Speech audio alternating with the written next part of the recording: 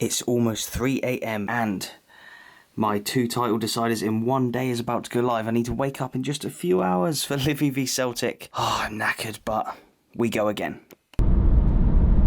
Yeah, it's a big day today at the top and bottom of the Scottish Premiership. Touching on the title race first, Rangers won yesterday, and so Celtic come here to Livi, trying to keep the pace on their Glasgow rivals in what is going to be a really fascinating end to the season for both clubs. And then look at Livi down the bottom there. It's a real shame to see what's happened to Livi this season, but when you consider the resources that they have available to them compared to other kind of bigger traditional clubs in and around them, your St Johnstones, your Motherwells, your Ross Counties, for example, I don't think Livi have the budget of other teams in the league that are in and around them.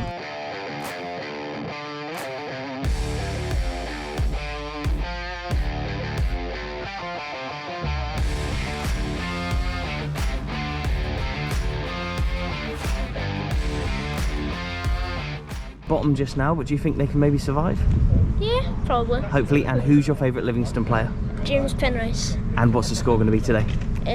Probably like, I don't know, so Celtic's really good, so probably like 3-1 to them. Hi, my name is Adrian. And you're from Poland? I am from Poland, yes. And you like Celtic, right? I am Celtic fan, yes. How do you think they're getting on this season? I think they play really well, you know. I think they're gonna take the title. You think they're going to beat Rangers to the title? Yes, I think that. And what's the score going to be today? 4-0. Quite a title race this year. Rangers won yesterday. Is there pressure on the lads today? I think so. I mean, it's Livi, it's bottom of the table, but then again it puts a lot of responsibility on the team. Yeah, there's pressure, I suppose. You have to go out and win today, don't you? Yeah. But they're fighting for their lives. Do you think they'll survive, Livi? No. You think they're down?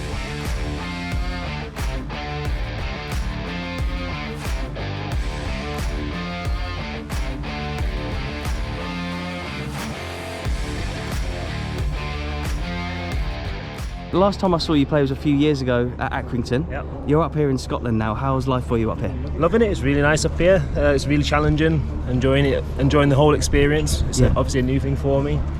Really well looked after, and yeah, it's a great club up here. And you got quite a lot of English lads in the squad. How does it compare, the playing style in the Premiership up here compared to like the sort of League One, League Two, Championship in England? I think both levels are very, very competitive. And there's loads of good players. I think.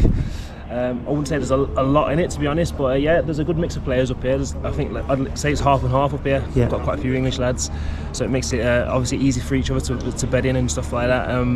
But yeah, it's really good, and we've got a great bunch in there, and we all look after each other and try and do as best as we can. And was part of the thinking when you came up here to play in these big games against Celtic and Rangers? They're two massive clubs globally, aren't they? Well, that's probably the highlight one, isn't it? Celtic and Rangers obviously coming up here is a massive thing.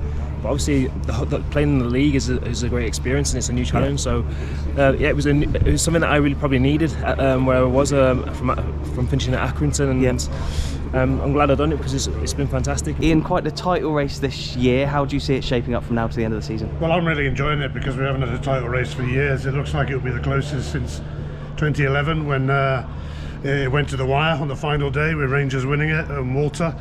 So it looks like more of the same, and maybe it will go down to the wire again, but as a neutral you can't beat a good title race. You can't, and there's no Brendan Rodgers today for Celtic. He'll be in the stadium obviously, but he won't be on the touchline. Do you think that'll affect them?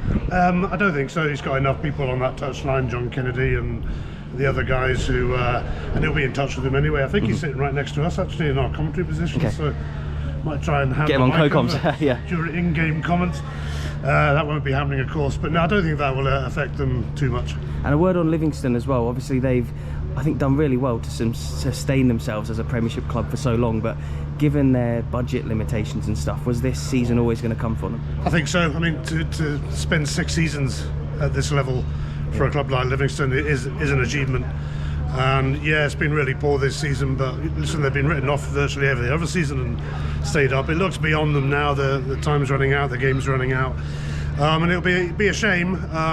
Not a shame for some to see the back of the pitch, I'm sure, but you know, a good club to deal with, and I'd be sorry to see them go. And maybe they've got a bit of fight left in them yet, but obviously, you know, I think it's going to be a big ask, and it really is the games after the split. If they can suddenly go on a win a few of those, even that might not be enough, sadly. Yeah, I'd agree with you. There's some good people working here behind the scenes and always get a great reception here. But do you think they can come back next season? Do you give them a good chance in the Championship? You never know, do you? I mean, the fear is that, you know, that we've seen clubs go out like Hamilton and then go even further down, although not their own making sometimes, but you just don't know. But I think the way the club is run and, you know, the infrastructure of the club, you would like to think that they would be okay in the Championship. I mean, Championship is always a good watch, and I'm sure there'll be a bit of rebuilding and then they'll be ready to go again. But yeah, fantastic club to deal with over the years.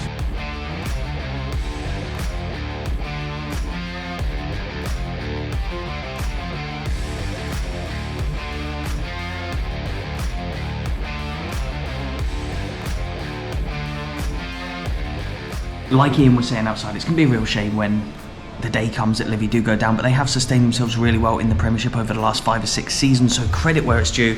They have done really well. I'm going to leave a link to their YouTube channel in the description box below, so yeah, do go and check out the Livi socials and the YouTube channel.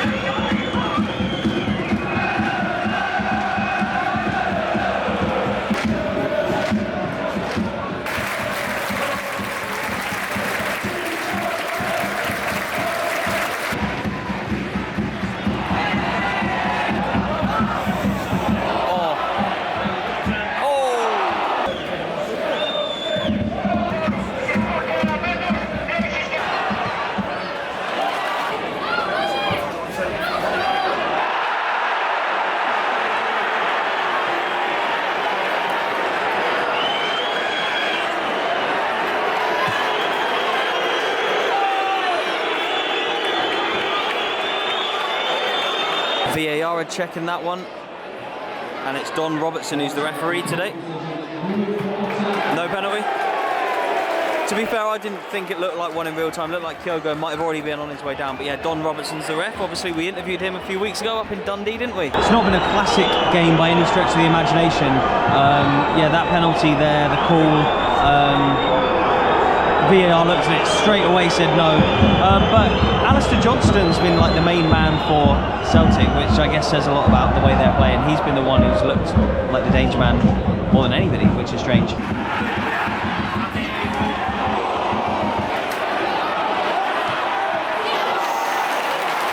What a save from Shamal George. The Livi fans will be fairly happy with that half, I reckon. What do you think of the first half? Decent actually. Livi are doing alright? Decent, yeah. Who's been the player of the game so far for Livi? Probably Tay, yeah. Yeah, he's doing well. Doing well, yeah.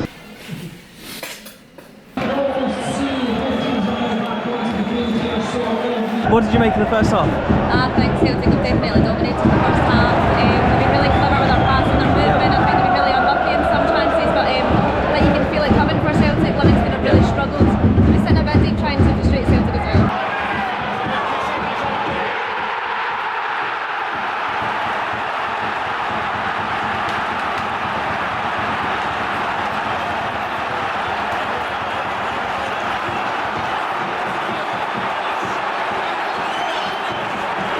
It looked like it was an own goal from here. It's a bit scrappy, can't really see from up this end when the action's too far down there, but yeah, that's put the decibels up in here. Celtic have come out firing in the second half as they go forward again. So as you can see, a win here today would put Celtic back at the top. Having played a game more, they'll have a point more, and obviously Celtic and Rangers play each other next week.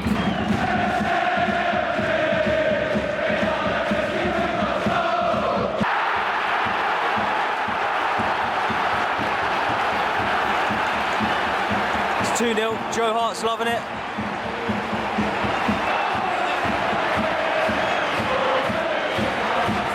It was Paulo Bernardo with a great strike from outside the box. Bit of daylight now. Can't see any real way back for Livi.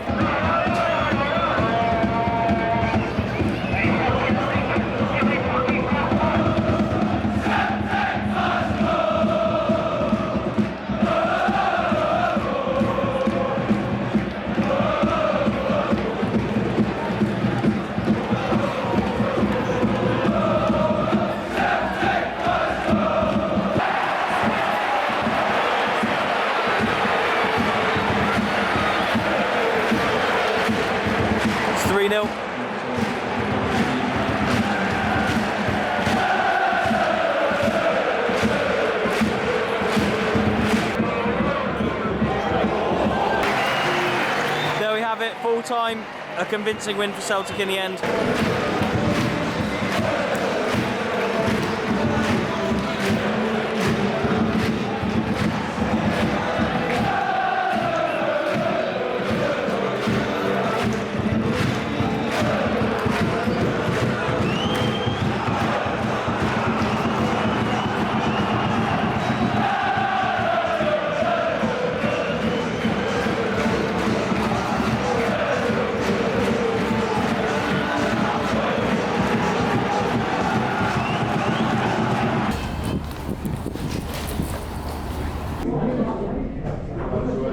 Oh, what a long weekend. I feel like I look exhausted. I look knackered. I feel knackered.